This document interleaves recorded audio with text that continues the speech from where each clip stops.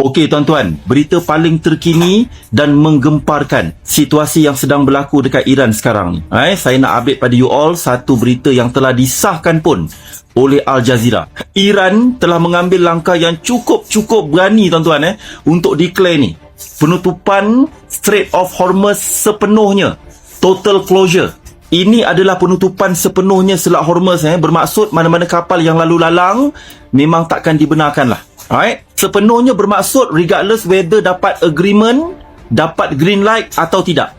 Right? Ini adalah satu keputusan yang cukup berani mati disebabkan oleh ancaman berterusan yang diterima oleh Iran yang bertali arus daripada pihak Israel dengan US ni. Dan serangan ketenteraan akan dilakukan oleh pihak Iran jika mana-mana kapal didapati melalui Selat Hormuz. Because this is total closure. Right?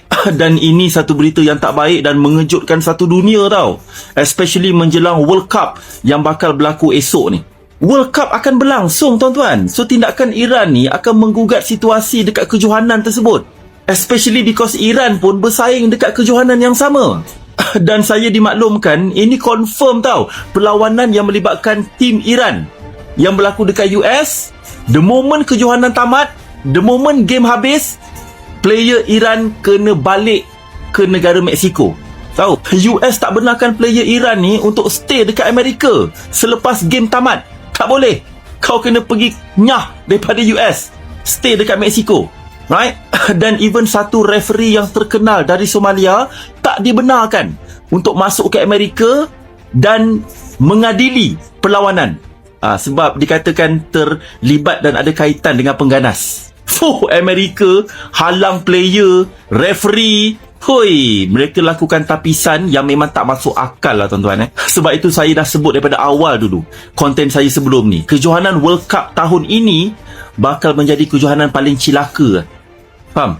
There's a lot of restriction kan. Dulu US bukan main kutuk kejohanan World Cup dekat Qatar. Betul tak? Dia claim Qatar ni negara kecil lah, tak ready lah dan sebagainya. Betul? Ni dekat US, kejohanan tak start lagi tau.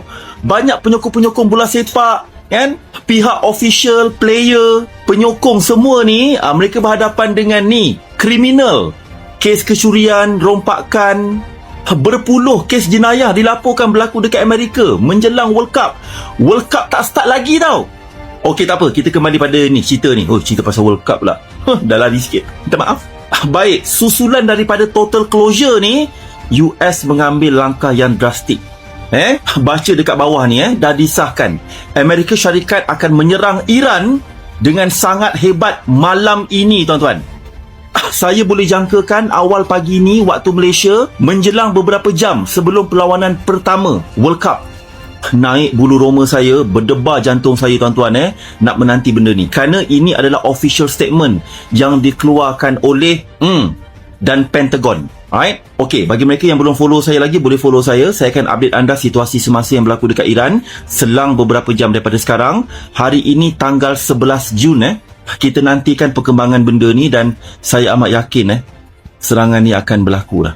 Saya janji akan berikan anda update terkini. Okey? Boleh follow saya. Why so serious?